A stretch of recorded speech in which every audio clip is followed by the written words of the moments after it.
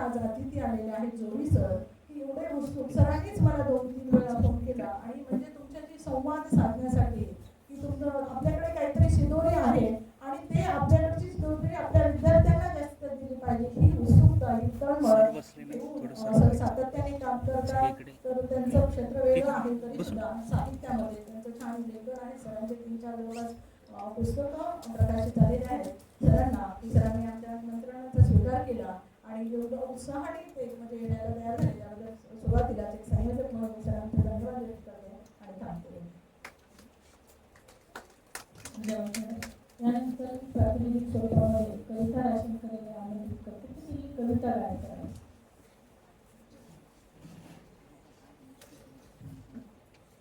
मराठी भाषा सुंदर गोड शब्द तिचे प्रेमाचे जोड.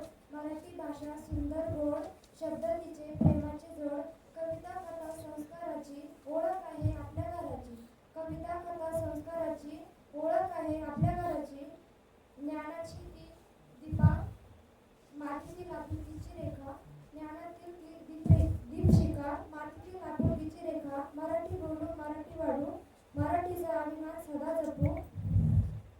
मराठी माझी माय बोली मराठी माझी माय बोली. गोड गोड शब्दाची जोडी. ज्ञान संस्कार प्रेमाची शान मराठी आहे माझा अभिमान. ज्ञान संस्कार प्रेमाची शान मराठी आहे माझा अभिमान. तिच्या अक्षरात गोडवा आहे मनात नेहमी उजवा आहे. तिच्या अक्षरात गोडवा आहे मनात नेहमी उजवा आहे. तिथे जाईन तिथे सांगेन मराठी भाषा जपून मी ठेवेन. तिथे जाईन तिथे सांगेन मराठी भाषा मी जपून ठेवेन. जय मराठी जय महाराष्ट्र.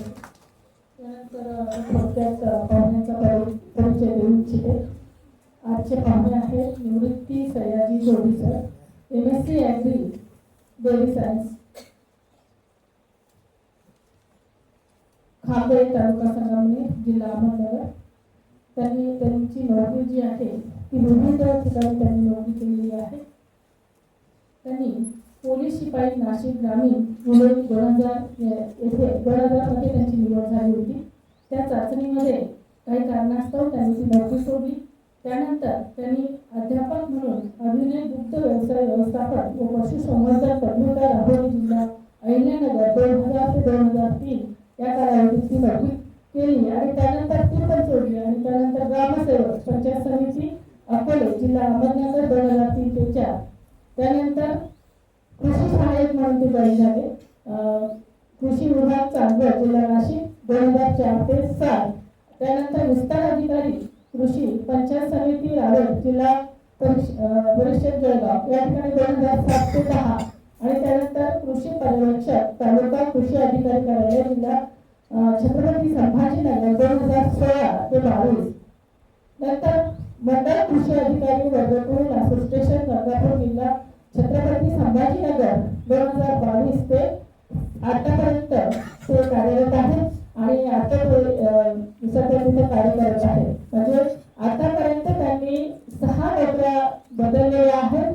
विविध ठिकाणचा त्यांचा अनुभव आहे आणि त्यांचं संघटनात्मक जे काही कार्य आहे ते माजी राज्याध्यक्ष महाराष्ट्र राज्य कृषी पर्यवेक्षक संघटना पुणे येथे ते कार्यरत आहेत. तसेच संस्थापक सदस्य म्हणून ते कार्यरत आहेत महाराष्ट्र राज्य कृषी सहाय्यक संघटना पुणे येथे ते 2007 पासून कार्यरत आहेत. त्यांची काही साहित्य संपदा आहे. प्रकाशित जी काही पुस्तकं आहेत ती 3 पुस्तकं आहेत. एक आहे तडजोड, ते आत्मचरित्रात्मक कादंबरी आहे. सकाळ प्रकाशन पुणे यांनी ते प्रसिद्ध केलेली आहे. दुसरं जे पुस्तक आहे ते आहे खटपट, आत्मचरित्रात्मक ते कादंबरी आहे आणि सकाळ प्रकाशन पुणे यांनी ते प्रसिद्ध केलेलं आहे. तिसरं जे आहे ते कथासंग्रह आहे. तो कथासंग्रहाचं नाव आहे दागिना. आणि हे दागिना आपल्या विद्यार्थ्यांना मी सांगू इच्छिते की दागिना हे पुस्तक आपल्या ग्रंथालयाला त्यांनी भेट दिलेलं आहे. ते त्यांनी निश्चितच वाचावं. दागिनामध्ये वेगवेगळ्या कथा त्यांनी सांगितलेल्या आहे आणि आपल्या अनुभूतीच्या जोरावर आपल्याला आलेले जे अनुभव आहेत ते तिथे त्यांनी मांडलेले आहेत आणि ते अनुभव आपल्याला असं वाटतं की आपल्या रोजच्या जीवनातले ते अनुभव आहेत. त्याचं सादरीकरण त्यांनी तिथे केलेलं आहे. दागिना हे पुस्तक निश्चितच विद्यार्थ्यांनी वाचावं असं आहे. प्रकाशनाच्या मार्गावर आता जे काही ती लिहितायत जी पुस्तकं आहेत ती आगामी येणारी पुस्तकं जी आहेत ती म्हणजे इरसाल माणसं ही एक व्यक्तिरेखा आहे. नंतर स्वयंप्रकाशित जे सुविचार संग्रह आहे, नंतर बैलगाम हा कविता संग्रह आहे. आणि ही येणाऱ्या पुस्तकांसाठी मी त्यांना शुभेच्छा देते आणि सरांना आमंत्रित करते की त्यांनी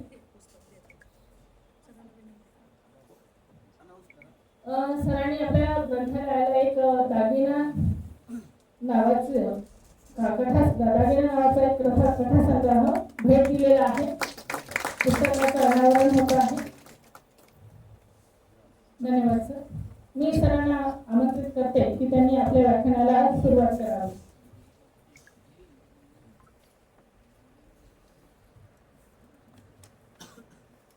हॅलो, आवाज येतोय सर्वांना व्यवस्थित? काही बोलून घ्या. मागच्यांनी टाळ्या वाजवल्या तरी चालतील हा.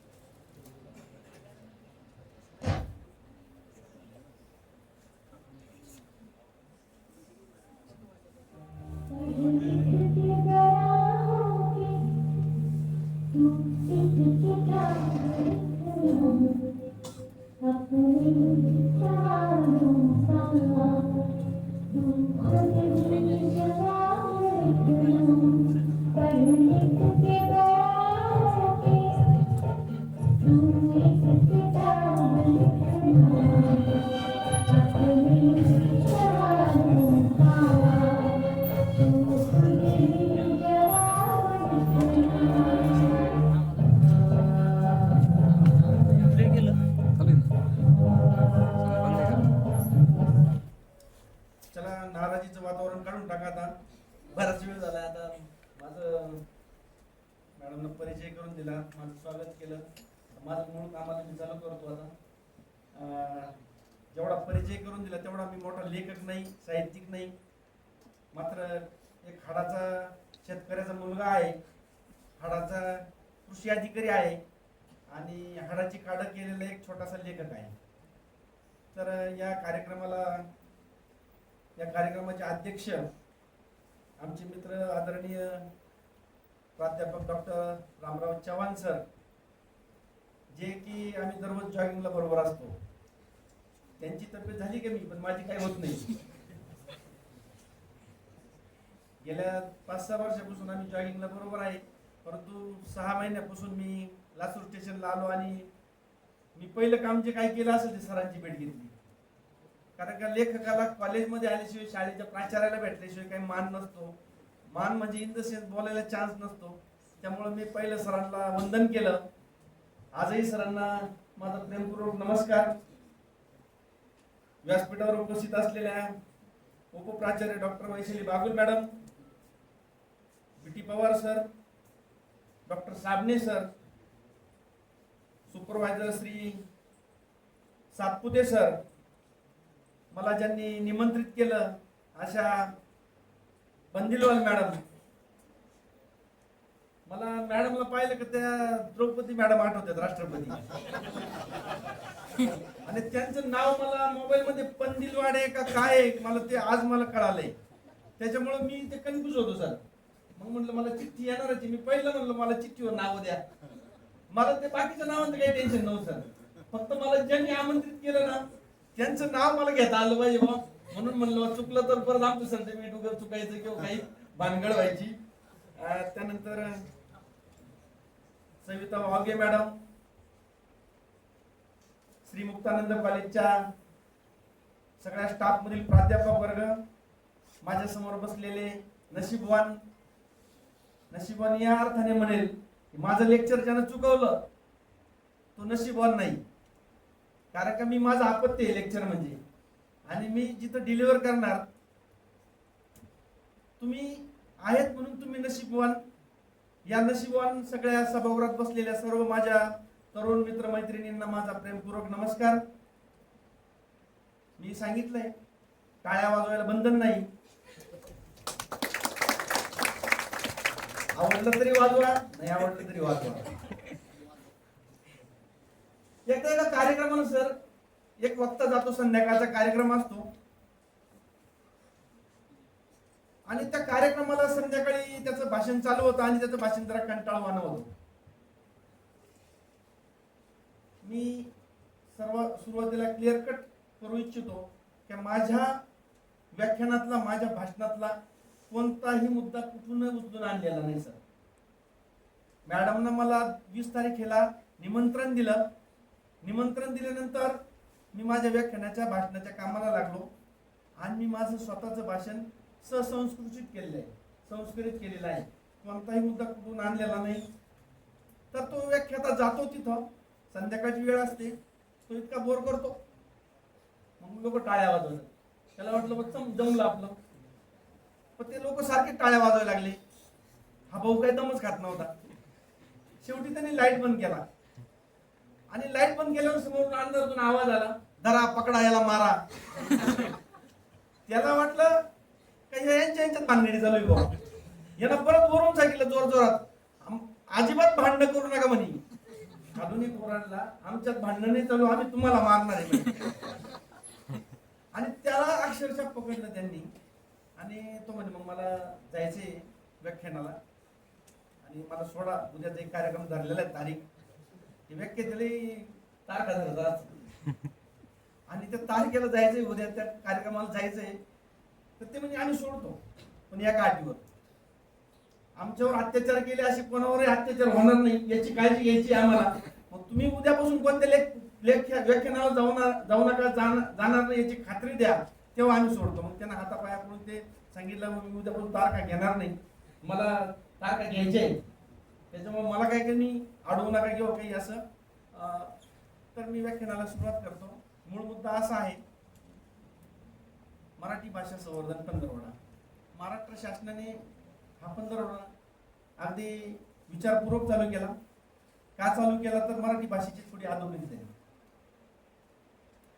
सर मी कोणत्याही खेड्यावर जातो, माझं खेड्यावरच काम शेतकरी अधिकारी म्हटल्यानंतर मी पहिला शाळेत जातो. तर मी फुलंब्रीला असताना एका शाळेत गेलो सर. वर्ग 2रीचा होता, आणि त्या वर्गात गेलो आणि मी म्हटलं बघ मुलांचं जनरल नॉलेज पाहू आपण. तर मी विचारलं एका मुलाला का बाबा भारताची राजधानी कोणती. तर ते सगळे मुलं एकमेकांना पाहायला लागले. जो उभा राहिला तो पण सरांकडे पाहायला लागला. तर ते मला काही कन्फ्युज झालं, म्हणलं मुलं सरांकडे का बरं पाहत आहे. तर सरांनी सांगितलं का ते बिंदास उत्तर दे म्हणे, काही घाबरू नको. त्यांना बिंदास उत्तर दिलं. त्यांना सांगितलं भारताची राजधानी औरंगाबाद आहे. त्यावेळी औरंगाबाद नाव होतं सर, गावाचं नाव सांगत नाही पण खरा किस्सा आहे. मी 2रीच्या वर्गात थांबलो नाही सर. परत मी 4थीच्या वर्गात गेलो. 4थीच्या वर्गात गेलो तर एका सरांना विचारलं पाहिजे मराठीत ज्ञान असलेले मुलं कोणते, हुशार मुलगा सांगा. तर मग सरांनी सांगितलं बाळू उभं आहे. मग मी बाळूला विचारलं बेटा आपल्या मराठी भाषेत स्वर किती. तर त्याने सांगितले 7. मी विचारलं कोणते, तर तो म्हणे सारे ग म पा. तर अशी पद्धत आहे. आणि मग मी सरांना विचारलं, प्रत्येक प्रश्न विचारल्यानंतर सर तुमच्याकडं मुलं कावरी बावरी होऊन पाहतात, काय भानगड आहे बाबा. तर सर म्हणे आमच्याकडे कोणी नवीन माणूस आला का पोरं बुजतात म्हणे, जसं बैल बुजतो ना तसं पोरं बुजतात. सरांना वाटलं आता नाही म्हणून कसं चालेल. तर सरांनी बैल बुजण्यावर पोरं बुजण्यावर नेऊन घातलं. परंतु मी त्या शाळेत थांबलो नाही सर. तर महाराष्ट्र शासनाने हा पंधरवडा का बरं चालू केला तर आपल्या मराठीची आपणच अधोगती केली. आपणच इंग्रजी मीडियमच्या शाळांना जातो, आपल्या भावाला घालतो, बहिणीला घालतो, मामाच्या मुलाला घालतो, सगळे एक क्रेज म्हणून चाललेले आहेत. सर मी आमच्या खात्यातला एक अधिकारी सर, त्याचं अक्षर पाहिलं, साधारणतः 1.25 लाख रुपये पगार आहे सर. माणूस जोपर्यंत नोकरी लागत नाही तोपर्यंत चांगला लिहितो. असा माझा अनुभव आहे. नोकरी लागली का तो एकदम असं तरी लिहितो. तर त्या एका अधिकाऱ्याचं अक्षर असं आहे सर, जगातल्या सगळ्या आळ्या तिथं मुक्कामाला आल्या जगातल्या, आणि त्या कुठं पाहायला नाही मिळाल्या मला. एवढ्या 1.25 लाख रुपये पगार घेणाऱ्या माणसाच्या कागदावर, वहीच्या कागदावर जर ह्या आळ्या येत असतील तर आपण पगार घेण्यात अर्थ नाही आणि आपण मराठी माणूस म्हणून म्हणण्यात जगण्यात अर्थ नाही. इतकी खंत आहे. मी माझं एक छोटं उदाहरण सांगतो सर. आम्ही शाळेत होतो, 6वीला होतो, आणि कोणती स्पर्धा घेतली का तुमच्या कॉलेजची पण रीत तीच असेल का शिपाई जातो वर्गात सूचनावही घेऊन. तेव्हा आमच्या वर्गात पण एक शिपाई आला. सरांनी सूचना वही वाचून दाखवली. सूचना अशी होती, आज संध्याकाळी ज्या मुलांना हस्ताक्षर स्पर्धेत भाग घ्यायचा असेल त्यांनी संध्याकाळी 5 वाजता शाळा सुटल्यानंतर इयत्ता 10वीच्या वर्गात जमायचे. त्याप्रमाणे आमच्या वर्गातला एक मुलगा, 6वीतला मुलगा जातो. संध्याकाळी 25-30 मुलांचा तिथं मॉब जमतो आणि सर येतात. सरांनी प्रत्येकाला एक कागद देतात. कागद दिल्यानंतर सर एक पॅरेग्राफ वाचून दाखवतात. त्याप्रमाणे ते लिहायचं असं सुवाच्या अक्षरात आणि ते कागद जमा करायचे होते. त्याप्रमाणे कागद जमा केले. जे ते मुलं ज्या त्या मुलांच्या घरी गेले. 10-15 दिवसानंतर परत अंगणात शाळेच्या मैदानात 11 वाजता प्रार्थनेला सर्व मुलं उभे राहिली. मुलं उभे राहिल्यानंतर त्यांनी माईकचा ताबा घेतला सरांनी, ज्यांनी हस्ताक्षर स्पर्धा घेतली त्यांनी. आणि त्यांनी माईकचा ताबा घेतल्यानंतर त्यांनी सांगितलं की आपल्याला 15 दिवसापूर्वी आपल्या शाळेत एक स्पर्धा झाली होती, तिचा निकाल मी जाहीर करतोय. जनरली स्पर्धा ह्या 5वी ते 7वी हा लहान गट आणि 8वी ते 10वी हा मोठा गट अशा असायच्या. परंतु ती हस्ताक्षर स्पर्धा 5वी ते 10वी सरांनी एकाच गटात ठेवली होती. प्रत्येकानं अक्षर चांगलं काढलं होतं, तसं त्या मुलांनाही पण काढलं होतं. सरांनी पहिल्यांदा 3ऱ्या नंबरचा मुलगा नाव पुकारलं, तो 8वीचा होता, बक्षीस घेऊन आला. 2ऱ्या क्रमांकाचं बक्षीस होतं ते 10वीच्या मुलाने घेतलं. आणि 3ऱ्या क्रमांकाचं बक्षिसाचं नाव पुकारलं तर मित्रांनो ते नाव मला आजही काढता येतो. ते नाव होतं निवृत्ती सयाजी जोरी, आताचा सध्याचा मंडळ कृषी अधिकारी आहे. सांगायचं तात्पर्य असं, मी 6वीचा असून 10वीच्या 8वीच्या मुलांबरोबर कॉम्पिटिशन केली, कारण का मला मनातून प्रेरणा होती. आणि सर मला तिथं पेन मिळाला होते बक्षीस. मॅडम जे पेन द्यायचे आहेत ना, मला तेव्हा पेन मिळालेलं आहे सर. त्याची प्रेरणा आहे पुस्तकं. म्हणजे माझ्याकडून कोणतरी एखाद्यानं बारक्यानं प्रेरणा घ्यावी आणि यांनी पण लिहावं, ही मूळ उद्देश ठेवून मी 3-4 पेन आणले सर. 2 द्यायचे हे झालं, परंतु मी अजूनही तुम्ही म्हणले बा कुणी लेखक आहे, लेखन क्षेत्रात आहे, त्यांना अजून आपण पेन देऊ आणि त्या पेन मधून ऊर्जा घ्या. सांगायचं तात्पर्य असं, बक्षीस मोठं नसतं मित्रांनो. बक्षीस हे आपल्या जीवनाचा शिल्पकार सुद्धा होऊ शकतो. एका शाळेत परीक्षा घेतली सर. आता मराठी म्हणल्यावर मला मराठीतच बोलावं लागेल. तर पेपर होता आणि पेपरमध्ये शब्दांच्या जाती सांगा म्हटलं विद्यार्थ्यांना. तर एका मुलानं लिहिलं होतं हलकी जात आणि उच्च जात. सरांनी मध्यम मार्क दिला त्याला. अपेक्षित उत्तर असं होतं का बाबा नाम, सर्वनाम, विशेषण, क्रियापद, क्रियाविशेषण, शब्दयोगी अव्यय, उभयनवी अव्यय आणि केवळ प्रयोगी अव्यय, हे 8 प्रकार असतात. आणि ह्या 8 प्रकारामध्ये सगळे शब्द मोडतात. आणि असं उत्तर जर दिलं तर त्याला पैकीच्या पैकी मार्क मिळतात. परंतु उच्च आणि नीच जात किंवा उच्च आणि हलकी जात, तर हे मनाचे प्रकार आहेत. सर दुसरा प्रश्न होता नामाविषयी 2-3 वाक्य माहिती सांग. मुलाने उत्तर लिहिलं होतं, तसं पाहिलं तर नामा हा आमचा चांगला मित्र होता. तसं पाहिलं तर नामा हा आमचा चांगला मित्र होता, पण शाळेत त्याला काही येत नव्हतं. त्यामुळे त्याच्या वडिलांनी त्याला शाळेतून काढून घेतलं आणि शेतीत घातलं.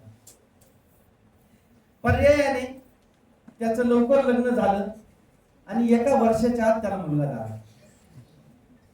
त्याच्या कष्टाचं, त्याच्या मेहनतीचं फल त्याला मिळालं. सरांनी त्याला 0 मार्क दिला. दुसरा प्रश्न होता सर्वनाम म्हणजे काय. त्याच प्रश्नानं त्याच विद्यार्थ्यांना उत्तर लिहिलं होतं. नामा नामा नामा नामा असं किती वेळा लिहायचं सर. प्रश्नचिन्ह. नामा नामा असं किती वेळा लिहायचं सर. माझ्या तोंडाला कंटाळा आला बोलून बोलून, म्हणून मी त्याऐवजी हा नामा तो नामा इकडे गेला नामा गेला आला तो ती ते हा ही हे असं लिहायला लागलो.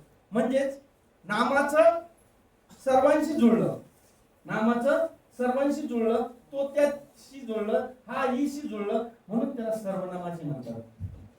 इथं सरांनी अर्धा मार्ग दिला सर. वर्गात चिठ्ठ्या दिल्या प्रत्येकाला विद्यार्थ्याला आणि त्या चिठ्ठीवर विशेषणाचे उदाहरण लिहा म्हणून सांगितलं. विशेषणाचे उदाहरण लिहा असं सांगितलं. तर ती चिठ्ठी माझ्याकडे आली सर. तर त्या चिठ्ठीत उदाहरण होते. पहिलं उदाहरण होतं प्रेमभंग झालेला मुलगा. दुसरं उदाहरण होतं खडूस मास्तर. तिसरं उदाहरण होतं कामचुकार शिपाई. आपल्या इथं काही कुणी मनाला लावून घ्यायचं नाही. पांचट मित्र, वाया गेलेली केस, बुरटा मुलगा, ऐत खाऊ गाण्या, शिष्ट मुलगी, गोरेगाल, स्वावलंबी चोर, खोटे बोलणारा संत. तर अशी चिठ्ठी आली. सरांनी त्याला पैकीचे पैकी मार्क दिले, पण कंसात नाही आला त्यांनी. पुढचा प्रश्न होता शब्दयोगी अव्यय सांगा. विद्यार्थ्यांनी उत्तर लिहिलं होतं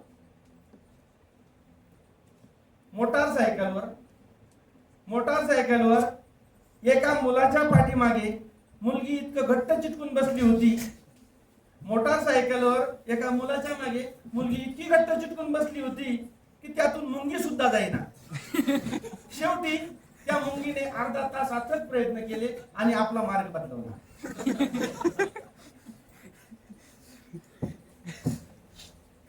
मुंगी शहाणी झाली पण माणूस शहाणा होईल.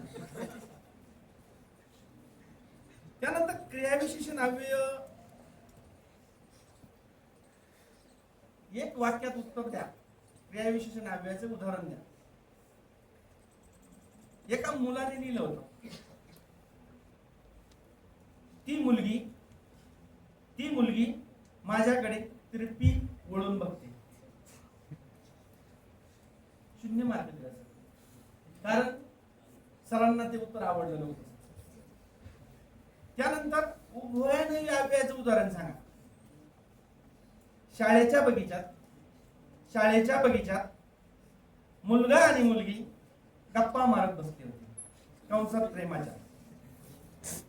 शाळेच्या बगीचात कॉलेजच्या बगीचात मुलगा आणि मुलगी गप्पा मारत बसले होते. कंसात प्रेमाच्या.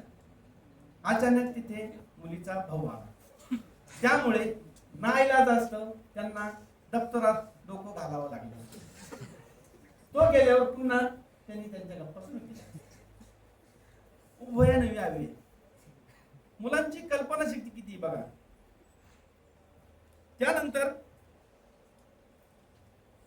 एक प्रश्न असा होता लिंग बदला.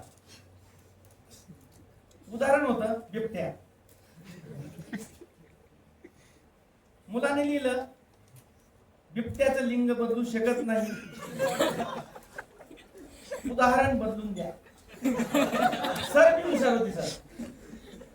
सरांनी उदाहरण बदलून दिलं. सरांनी दिलं मासा. अख्खा पेपरचा टाइम निघून गेला सर. त्याला लिंगच बदलावता नाही आला.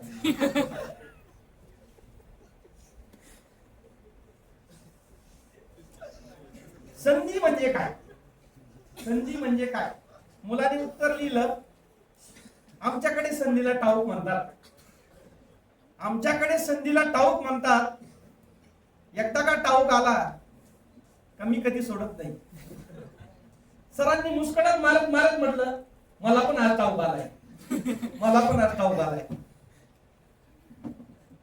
जर तर वाक्यात उपयोग करा सांगितलं. एक जोडपं होतं नवरा बायको. ते अंतिम स्पर्धेला गेलं होतं आणि त्यांना सांगितलं जरतरचा वाक्यात वापर करून घ्या. पहिला नंबर बायकोचा होता. बायकोने सांगितलं, जर तुम्ही या दिवाळीला मला माहेरला सोडायला आले तरच मी जाईल. जर तुम्ही मला या दिवाळीला माहेरला सोडायला आले तरच मी जाईल. फुल स्टॉप. नवऱ्याची बारी आली. नवरा म्हणाला मला मान्य आहे. नवरा म्हणाला मला मान्य आहे, पण एक अट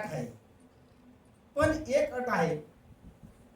जर दिवाळी झाल्यावर मी तुला घ्यायला आलो तरच ये, अन्यथा बळच येऊ नको. तो परीक्षक पळून गेला सर.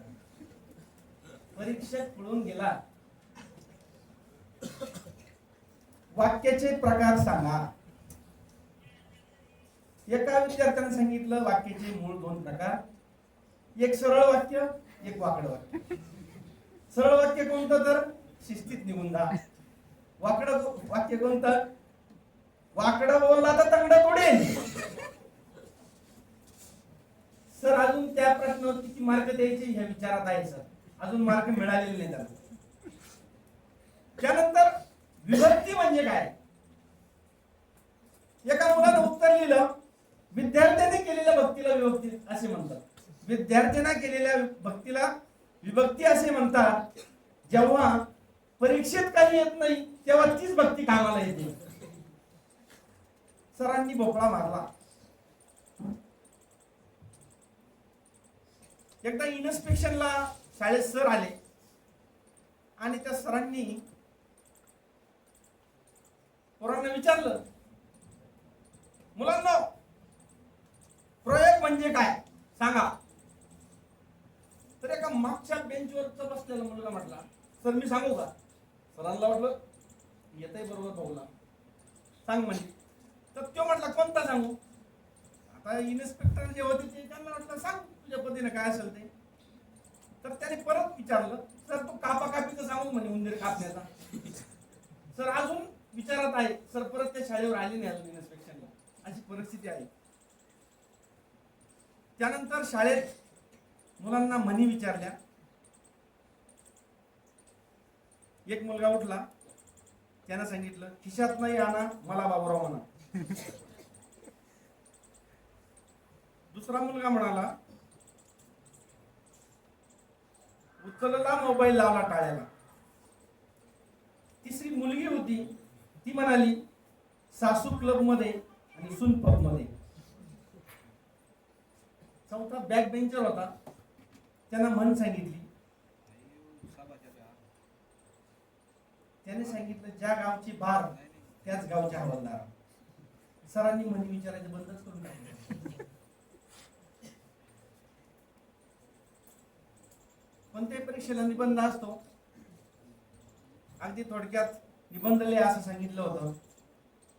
एका मुलाने लिहिलं, सर आमच्या बाप जन्मी निबंध हा विषय कोणीच लिहिला नाही, त्यामुळे मी पण लिहित नाही, कारण हा आमच्या खानदानाचा वैयक्तिक प्रश्न आहे. मी माझ्या खानदानाला वेगळ्या वाटेला नेऊ शकत नाही, त्यामुळे क्षमस्व. जय हिंद जय भारत. दुसऱ्या दिवशी सरांनी त्याच्या वडिलांना बोलून घेतलं आणि खात्री केली तर ते बरोबर निघलं. त्यामुळे त्याला समज देण्यात आली आणि पुढच्या वेळेस निबंधाची तयारी करायला सांगितली. तर असे प्रकार आहेत.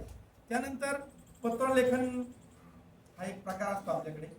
मी सगळी मराठी कव्हर करणार आहे. पत्रलेखन प्रकारात विषय असा होता, आपल्या मित्रमैत्रिणींना खुशाली कळवा, कंसात पत्राने. पत्र लिहिलं होतं प्रिय अमुक अमुक. त्या मुलाने क्रॉस कनेक्शन केलं सर. मुलानं मुलालाच लिहायचं होतं आणि मुलीनं मुलालाच लिहायचं होतं. त्या मुलानं गुपचूप त्याला वाटलं कोणीच वाचणार नाही आणि त्या मुलानं मुलीला पत्र लिहिलं, प्रिय अमुक अमुक, तू मला आवडते पण मी तुला आवडत नाही हे मला माहित आहे. पण माझं काय? त्यामुळे लवकरात लवकर तुझा निर्णय कळव. तुझाच संदीप. आणि पत्र बंद करून टाकलं. पेपर गेला, दिवाळीच्या सुट्ट्या लागल्या. परत सरांनी पेपर तपासून आले, संदीपला उभं केलं आणि बेदम झोपलं. तर अशा पद्धतीने आपल्याला सांगायचं तात्पर्य असं का मराठीची अशी अवहेलना आपल्यामुळे झाली. मी विनोदी शैलीने सांगण्याचा प्रयत्न केला. सर, आपल्याला आपल्या विद्यार्थ्यांना दररोज आपल्या मातृभाषेबद्दल आवड निर्माण कशी होईल यामुळं हा खरा दरोडा आपण चालू केलेला आहे. आणि आपण जुन्या कविता, जुने वाचन, जुने लेख हे कधी करत नाही आणि ते करण्याची गरज आलेली आहे आज. तर या दिदीनं चांगली कविता स्वागत गीत म्हटलं, तिच्यासारखा गळा नाही सर मला, पण मला पण जरा थोड्याशा कवितांचा छंद आहे. नाद नाही म्हणता येणार.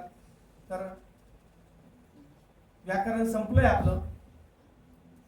सर, मी ह्या सगळे उदाहरणं फक्त 2 दिवसात बनवले सर, कारण का मला शेतीचा अधिकारी म्हणून माझा शेती संपर्क आहे, माझे व्याख्यानं होतात.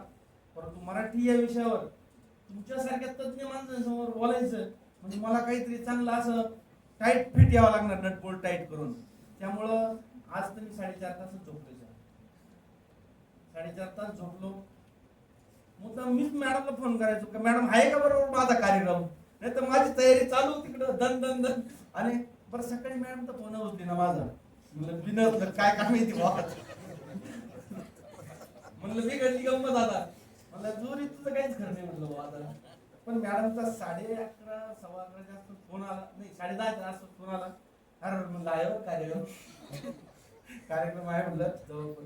तर माझ्या काळात कविता होत्या, मला काही चाल जमत नाही, परंतु मी म्हणणार आहे टाळ्या वाजवायची तर वाजवा, नाही वाजवायची नका वाजवू. कवितेचं नाव आहे गे मायबू. मी फक्त मुकडे म्हणणार आहे.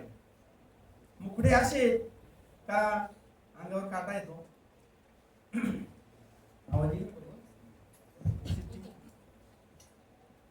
गे मायबू तुझे मी फेडीन पांग सारे, गे मायबू तुझे मी फेडीन पांग सारे, आणीन आरतीला हे सूर्य चंद्र तारे, गे मायबू तुझे मी फेडीन पांग सारे, आणीन आरतीला हे सूर्य चंद्र तारे, आई तुझ्या पुढे मी आहे अजून ताना, शब्दात सोड माझ्या आता हळूच पाना.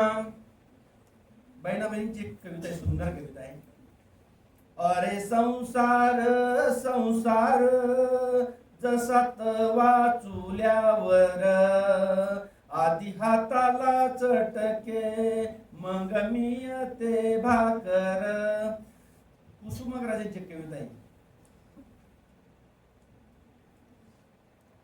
50ची उमर गाठली, 50ची उमर गाठली, अभिवादन मज करू नका, अभिवादन मज करू नका, मीच विनवते हात जोडून, वाट वाकडी धरू नका, वाट वाकडी धरू नका. मित्रांनो, मला कॉलेजला यायचंय, मैत्रिणी मला कॉलेजला यायचंय, तर मला कॉलेजसाठी पण एखादी कविता लिहावीशी वाटली. आणि परवा पहाटे मला सुचली आणि मी झोपेतून उठलो आणि माझा टेबल लॅम्प चालू केला. बायको म्हणाली काय चालू आहे? बायकोला वाटतं येडच लागले काय या माणसाला समजा. सगळ्यांच्या घरी तीच परिस्थिती सर. मग ते म्हणते दिवा बंद करा. म्हटलं मी नाही बंद करणार, तर मला आठवलेलं म्हटलं. तर मी एक छोटीशी कविता लिहिली सर. कवितेचं नाव आहे पण टाळ्या वाजवा. अगोदर टाळ्या वाजवा तसं सांगितलं.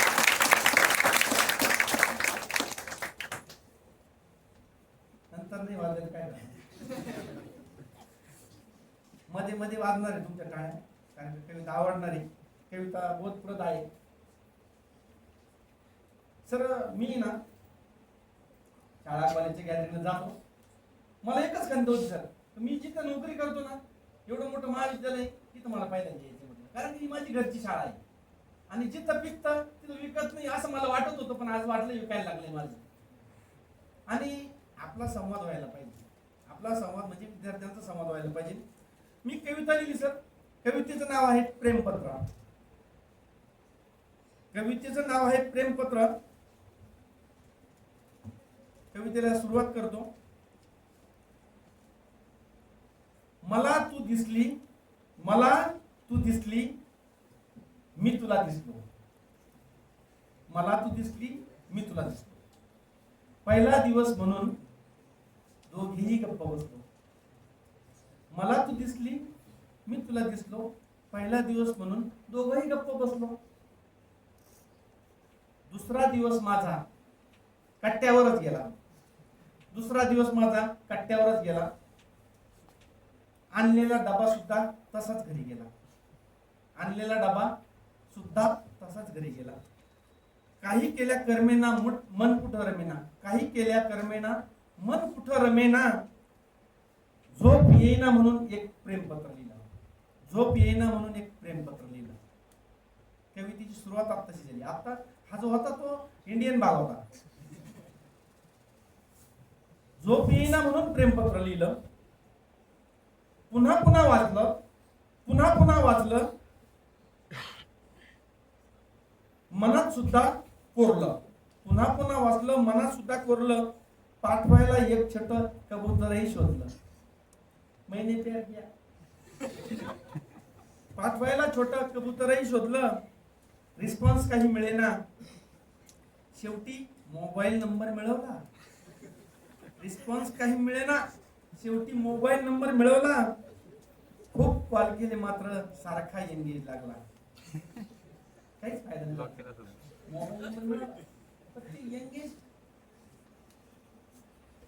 रिस्पॉन्स काही मिळेना. शेवटी मोबाईल नंबर मिळवला. खूप कॉल केले मात्र सारखा एंगेज लागला. आणखी डोकं खाजवलं. आणखी डोकं खाजवलं. डोकं खाजवायला आपण कमी नाही. आणखी डोकं खाजवलं सर. फेसबुक इंस्टावर शोधलं. फेसबुक इंस्टावर शोधलं. आवडी निवडी पाहिल्या. आवडी निवडी पाहिल्या. व्हॉट्सअपवर प्रपोज घातलं पाठ्यानं. आणखी डोकं खाजवलं. फेसबुक इंस्टावर शोधलं. आवडी निवडी पाहिल्या आणि व्हॉट्सअपवर प्रपोज घातलं. निम्मा मध्यंतर झाला सर.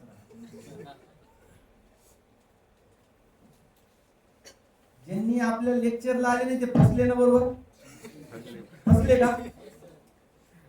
चला एकदा टाळ्या हो द्या बरा. मध्यंतर झालंय आता प्रेमपत्र. दिवस नुसते जात होते. दिवस नुसते जात होते. रिप्लाय काहीच येईना. प्रेमपत्र वाजल्याच्या निळ्या रेषा सुद्धा दिसेना.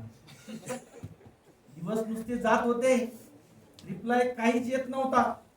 प्रेमपत्र वाचल्याच्या 2 निळ्या रेषा दिसेना. शक्कल भारी लढवली. शक्कल भारी लढवली. मैत्रीण तिची शोधली. शक्कल भारी लढवली. मैत्रीण तिची शोधली. खुदून खुदून विचारलं तेव्हा तिनं खरं सांगितलं. आता खरं आलं. मनात मांडे खाऊ नको. ती काय म्हटली मैत्रीण? मनात मांडे खाऊ नको. टर्म संपत आली. टर्म संपत आली. तू ही अभ्यासाला लागती केव्हाच लागली. मनात मांडे खाऊ नको. टर्म संपत आली. तू ही अभ्यासाला लागती केव्हाच लागली. डोळे माझे उघडले. डोळे माझे उघडले. पश्चातापात अडकलो. पुन्हा पुन्हा बडबडलो. पुन्हा पुन्हा बडबडलो. काय एकतर्फी पडलो. काय एकतर्फी पडलो. शेवटी मीच मला म्हणालो. शेवटी मीच मला म्हणालो. झालं गेलं विसरून जा. झालं गेलं विसरून जा. आठवणींच्या पाऊलखुणा रोज थोड्या चगळत जा. रोज थोड्या चगळत जा. थोड्या थोड्या चगळत जा. थोड्या थोड्या चगळत जा. मुलगा फसला सर आमचा. मुलींना आतापर्यंत मी प्रोटेक्ट केलं पण आमचा मुलगा एकदम खतरनाक आहे सर. शेवटचं चरण त्यांच्यासाठी आलं. मुलगा म्हणतो मला तू दिसू नको. मला तू दिसू नको. मीही तुला दिसणार नाही. मला तू दिसू नको. मीही तुला दिसणार नाही. मेहनत करीन अहोरात्र. मेहनत करीन अहोरात्र. लफड्यात कधीही पडणार नाही. लफड्यात कधीही पडणार नाही. 2-4 कविता अजून आहे परंतु आपल्याला वेळेचं बंधन आहे. मला विषय मराठी सोबतच रोजगाराच्या संधी हा पण दिला होता. मला त्याच्यावर पण बोलायचं आहे. सरांनी मॅडमनी माझी ओळख सांगितली. तर आपल्याला रोजगाराची संधी निर्माण करायची असेल स्वतःला, तर तुम्हाला रोजगार आणून कुणी देणार नाही. तुम्हाला स्वतःला तुमचा रोजगार निर्माण करावा लागेल.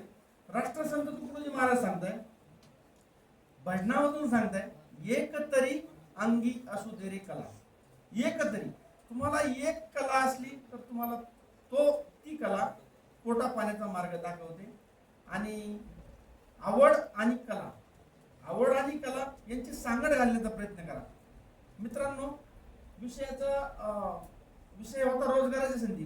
मॅडमला म्हणलं हे रोजगाराची संधी म्हणजे एम्प्लॉयमेंट देणार मी नाही काही, परंतु मॅडम म्हणणे हा विषय घ्याच, कारण का मुलांना घेतील आणि थोडंसं ऐकतील. तर फार छान विषय आहे तसा. याच्यातून मला असं सांगायचं की माझं हे तडजोड पुस्तक आहे ना, याच्यात मला 6 ते 7 नोकऱ्या कशा मिळाल्या या खटपट मधून आहे. मी बेरोजगार होतो सर, MSc ॲग्री झालो, मला रोजगार नव्हता, घरी शेती करायचो. आणि त्याच्यात एक मला माझ्या जीवनात जरा थोडासा इन्सिडेंट असा घडला का माझ्या लहान भावाचं लग्न माझ्या अगोदर झाले सर. समाज मला बोलायला लागला की याचं कुठेतरी बाहेर आहे.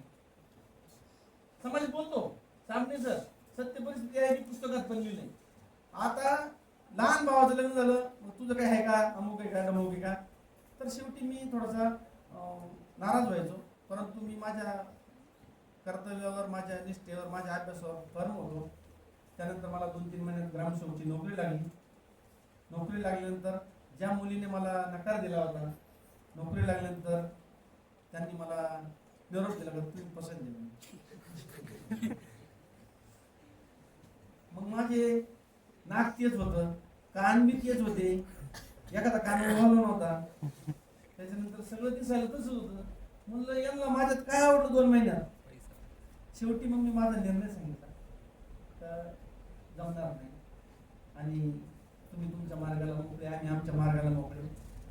त्यानंतर मी मेहनत केली, भरपूर नोकऱ्या मिळाल्या सर. मला देवाला 5-7 नोकऱ्या दिल्या.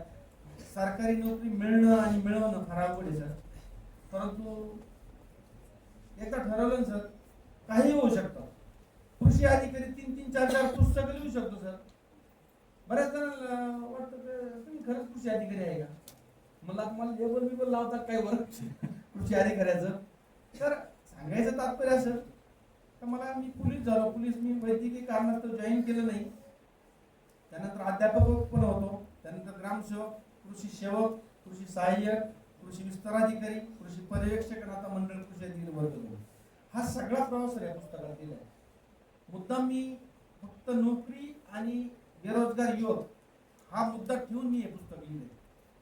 यावर्षी लॉन्च झाले. आनंदाची गोष्ट म्हणजे माझ्या पहिल्या पुस्तकाला मागच्या वर्षी राज्यस्तरीय पुरस्कार मिळाला. शेखर गायकवाड सरांनी स्वतः प्रकाशनाला आले होते. साहित्य क्षेत्रामध्ये माझी काही जास्त ओळख नाही, परंतु इच्छा असेल तर मार्ग निघतो. इच्छाच नसेल, आता मला तुमच्याकडं यायचं म्हणलं तर मला तुमच्या दरवाज्यावर 2-4 वेळेस यावं लागलं. गरज नसताना म्हणजे निर्माण करावं लागतं संधी सर. आणि तुम्हाला पण मी सांगतो मित्रांनो, या व्यासपीठावरून सर, मला मुलं जास्त लागतात असं नाही ऐकायला, परंतु जे आहे ना ते क्वालिटी पाहिजे सर. आणि हे जे पोरं आहेत ना हे सर्व क्वालिटी सर, यांना गरज आहे. आणि मी शेतकऱ्यांसाठी दररोज बोलतो, काम करतो, परंतु हे सर्व शेतकऱ्यांची मुलं आहेत ना. आज माझ्या स्टेटसला पण ठेवलं, दररोज शेतकऱ्यांसाठी, मात्र आज शेतकऱ्यांच्या मुलासाठी माझ्या स्टेटसला पण आहे. आणि ह्या उद्देशानं मी रोजगाराच्या संधी पण सांगता येतील ह्या उद्देशानं तुमच्याकडे आलो.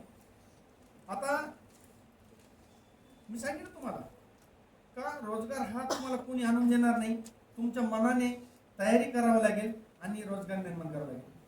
मी याच्यावर 2-3 उदाहरणं सांगणार आहे.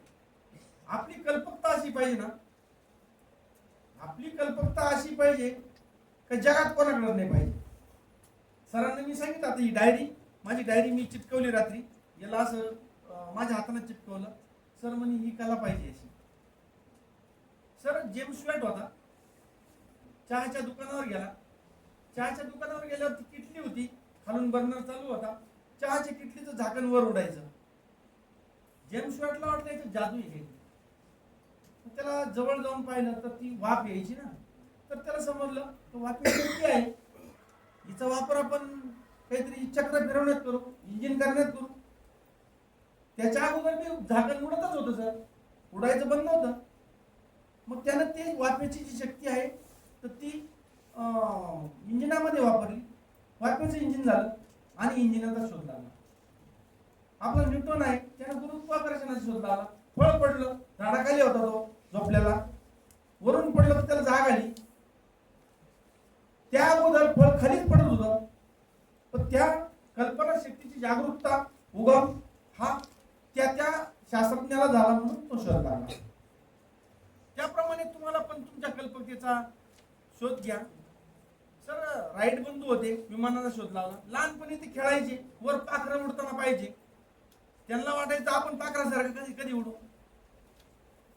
मी लेखक झालो, लहानपणीच मला ते बक्षीस मिळालं, शेवटी मी लेखक झालो. ती प्रेरणा मला लहानपणाची. राईट बंधूला पाखरासारखं उडायचं होतं, विमानाचा शोध लावला, ती प्रेरणा लहानपणापासून. तुम्ही लहानच आहात, तुम्हाला आता तुम्हाला प्रेरणा घ्यावं लागेल. मला वाटलं ना सर मी कोट घाली कधी, मी शेळ्या वळायचो. भाषण तर आत्ता शिकलो सर, आत्ता म्हणजे 5-6 वर्षापूर्वी शिकलो. नाही तर मला भाषण नाही येत नव्हतं, बोलायचो मी पण असं तुटक तुटक बोलायचो. सर मला मी बोलायला उभं राहिलो मी एकदा, मी काहीतरी 6वी-7वीला होतो सर. ते पहिलं असायचं अध्यक्ष माशे पूज्य गुरुजी वगैरे, ते बोललो मी, माझं काहीच आठवण सर मला अक्षरशः. हा तुम्हाला एक फटाक सांगतो महात्मा गांधींचा. महात्मा गांधीजी दक्षिण आफ्रिकेवरून 1891ला आले, भारतात आले.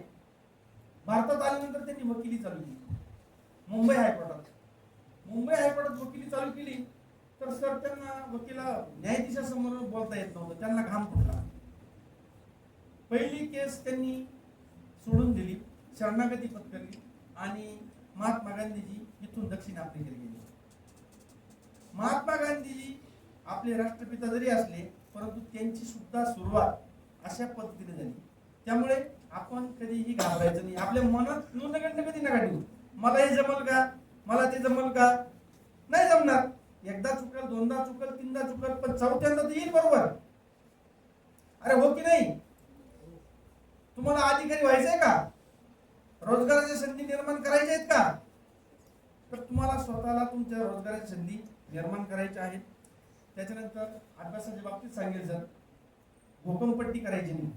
अभ्यास करताना वेळापत्रक आखा, तुलनात्मक अभ्यास करा, शॉर्टकट नोट्स काढा, पॉइंट्स काढा, त्याचे रिव्हिजन करा, चिठ्ठ्या बंद करा. चिठ्ठ्या बंद करा. चिठ्ठ्या करून मार्क मिळवलेले काही कामाचे नाही. तुम्हाला प्रामाणिकपणे मिळालेले मार्क हे कधी पण तुम्हाला श्रेष्ठ मार्क आहेत. त्यामुळे मी या व्यासपीठावरून तुम्हाला चिठ्ठ्या बंद करा हे आवाहन करतो.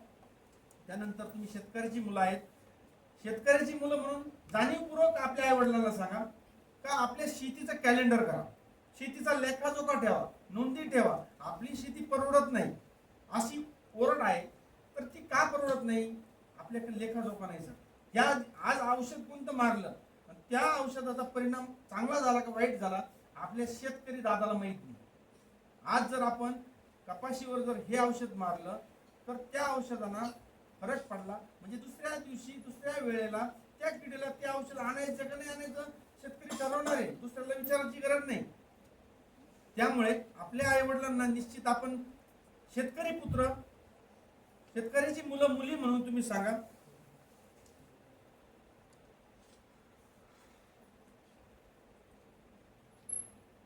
जाता जाता सर मला एक अजून विद्यार्थ्यांना प्रेरणादायी थोडस एकच मिनिटात सांगायचं आहे. मुलांना मी शाळेत होतो आणि शाळेच्या वर्गात आम्ही सारवलेल्या भुईवर बसायचो.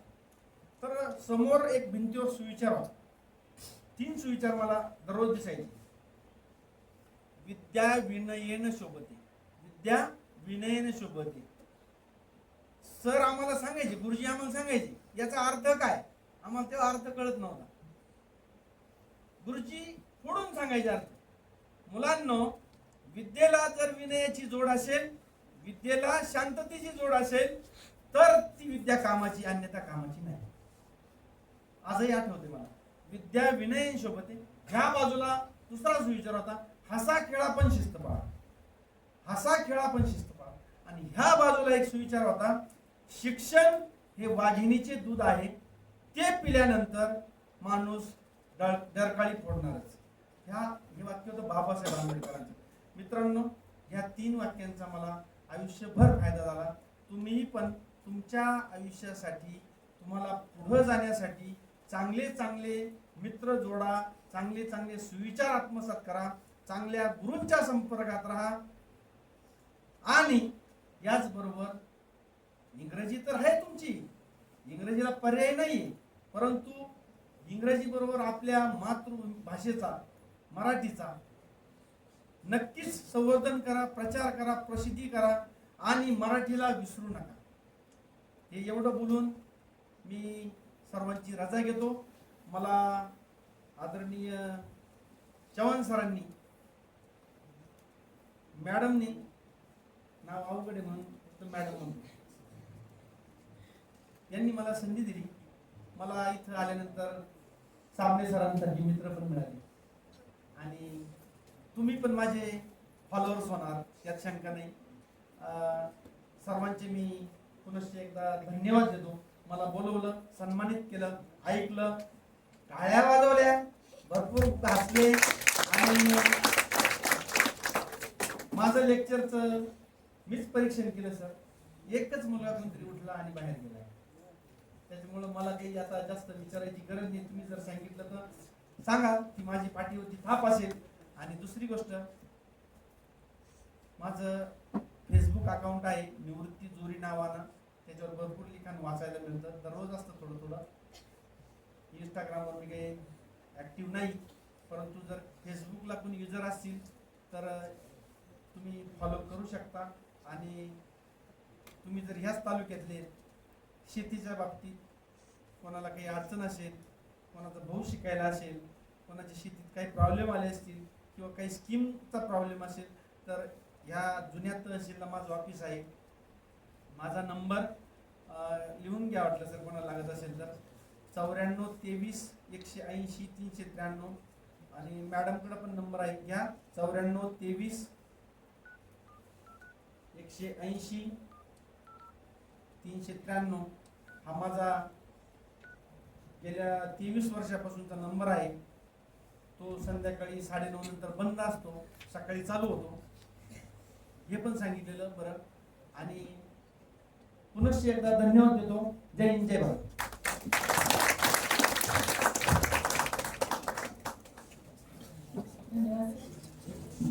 अतिशय छान असं व्यक्तिमत्व, सर्वसामान्यांमध्ये निर्माण झालेलं व्यक्तिमत्व, आपल्या शेतकऱ्याच्या मुलामधून आलेलं हे व्यक्तिमत्व, त्यांनी भाषा आणि भाषेचा कसा वापर केला जातो, अतिशय विनोदी शैलीमधून त्यांनी आपलं मत मांडण्याचा प्रयत्न केलेला आहे. यानंतर आपल्या इथं बक्षीस वितरणाचा कार्यक्रम होणार आहे.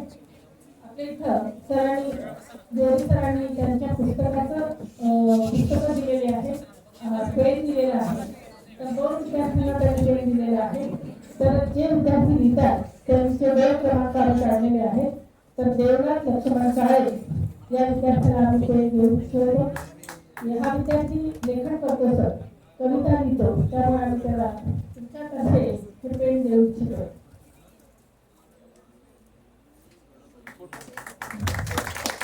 नंतर कावेरी आशेकर, ही सुद्धा कवयित्री आहे.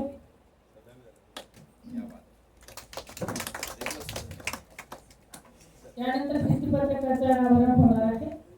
विद्यार्थ्यांनी आपले भित्तीपत्रकाचे नंबर आपण काढलेले आहेत. 3रा क्रमांक आहे आकाश दादासाहेब पवार.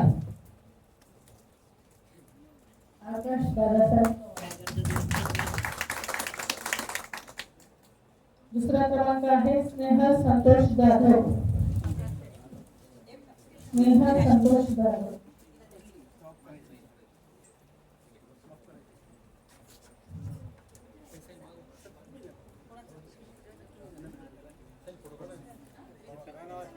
3रा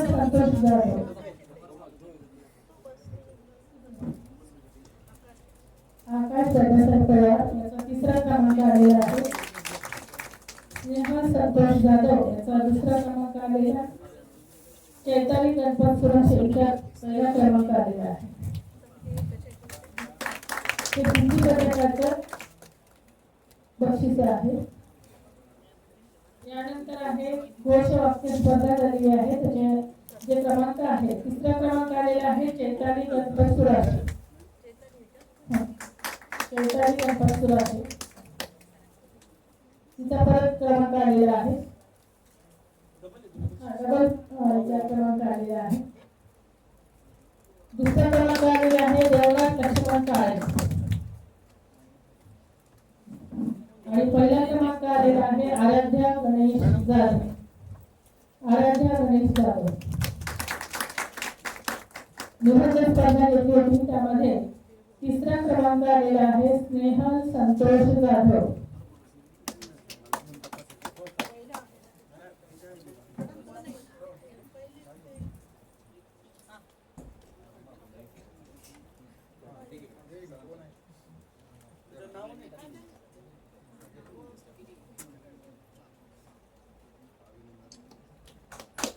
निबंध स्पर्धा घेण्यात आली होती. त्याच्यामध्ये स्नेहल संतोष जाधव